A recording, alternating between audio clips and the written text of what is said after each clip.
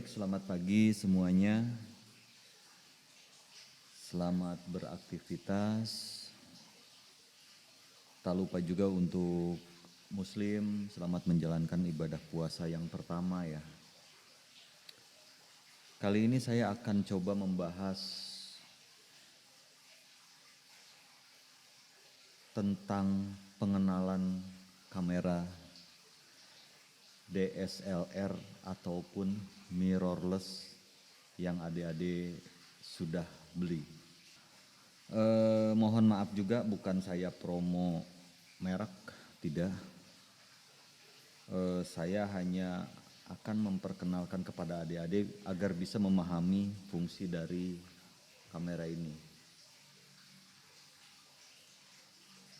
Merek apapun sesungguhnya sama, entah itu merek N, merek S, merek F, itu tidak ada bedanya. Karena secara pengaturan itu sama, tidak ada yang berbeda. Hanya mungkin sedikit istilah yang ada di dalam kamera ini sedikit berbeda, tetapi pada dasarnya sama saja semua. Biasanya adik-adik setelah membeli kamera, maka jika adik-adik pemula akan kebingungan melihat tombol-tombol yang sekian banyak ini. Tetapi tenang, saya akan bahas satu persatu.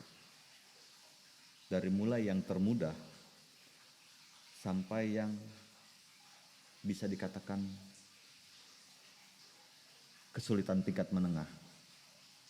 Karena ini semua akan menjadi bahan untuk adik-adik motret dimanapun, kapanpun, sama saja. Oke, kita mulai. Biasanya setelah unboxing kamera, adik-adik ingin cepat mencobanya. Dengan motret sana, motret sini. Tetapi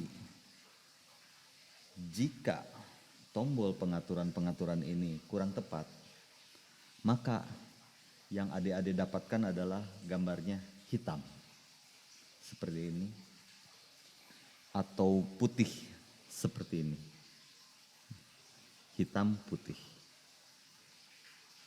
Ini berarti ada kesalahan pengaturan pada kamera. Nah, untuk menghindari seperti ini,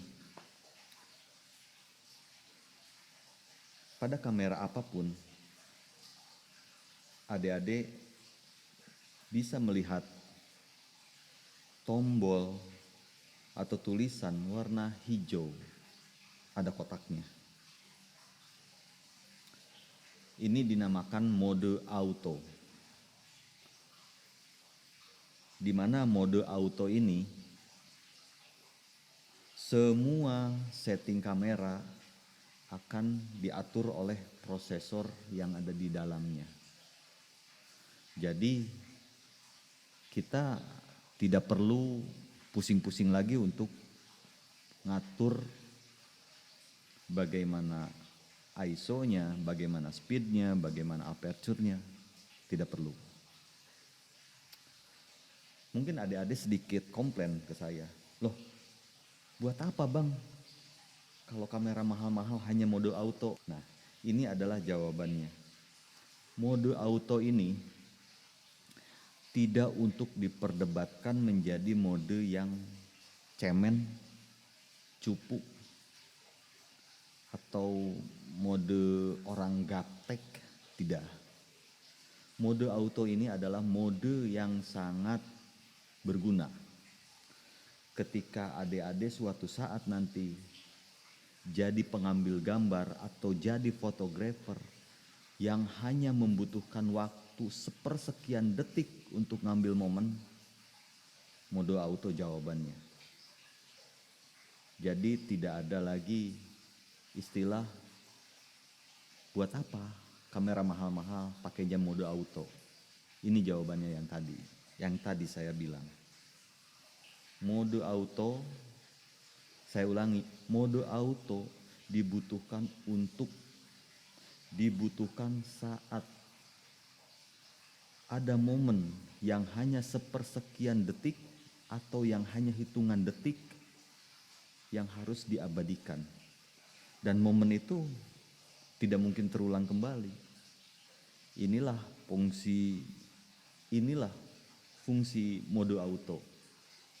Jadi tidak ada istilah mode auto cemen dan cupu seperti tadi saya bilang. Karena memang masing-masing fungsinya. Contoh, fotografer momen adalah para wartawan. Wartawan yang ngambil umpamanya demo, kerusuhan atau apa, itu mereka cenderung ambil momen dengan cara secepat mungkin, yang penting dapat. Bahkan mereka sebagian ada yang tidak melihat objek. Contoh seperti ini, mereka berlindung di tembok atau apapun dan hanya kamera saja yang keluar. Shoot, ceret. Selain buat mereka aman, momen pun dapat, dan tidak perlu pusing-pusing mengatur setting kamera. Karena kaitannya dengan nyawa fotografer itu sendiri dan juga waktu yang sangat sempit. Ini salah satu fungsi dari mode auto. Jadi setiap mode yang ada di kamera ini tentunya ada banyak fungsinya. Tentunya ada banyak manfaatnya yang bisa memudahkan kita untuk tetap berkarya, untuk tetap mengabadikan momen.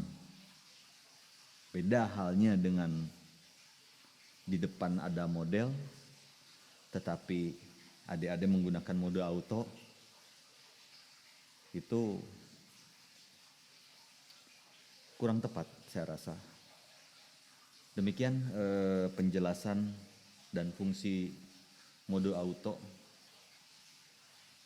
Mudah-mudahan adik-adik bisa memahami mode ini dan menyesuaikan dengan kebutuhan di lapangan nanti. Terima kasih.